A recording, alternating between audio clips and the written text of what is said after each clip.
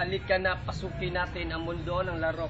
Diljamer mas matindi pa sa mga ego at kano kapag bumanad sa may katumbas ko ilang tumbok sa aking dila nahi.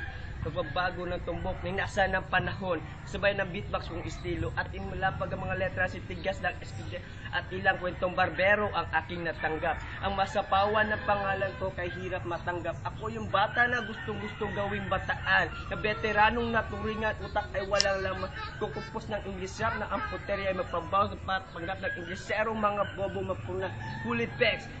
Pero ang rhyming English correct, hindi matek kapag arte. Sabi ni Derek, wala kang karangalan para sa akin magyabang. Isa ka lang na tagahanga na gusto sa akin magyabang. Ikaw ay bata para sa akin, huwag kang magmagaling. Wala ka pa sa kalahati ng aking narating. Ngayon ka pala sumisibol at biglang sumulpot. At kumpara sa akin na kay dami ko nang nasundot. Dahil lang sa pagrarap kay dami nang nainggit. Pinapagana ko ay utak at hindi ang damit. Kasi ang iba ay nagrarap para lang sa chikas. Paano kung hindi na uso bigla kang lang lilikas? Di usapan kung veterano o baging maguhan. Kung ang mic ay nasa kaliwa o nasa kanan. Ang importante para sa akin ay maging malaya. Hindi yung tipong champion ka lang dahil lang sa daya.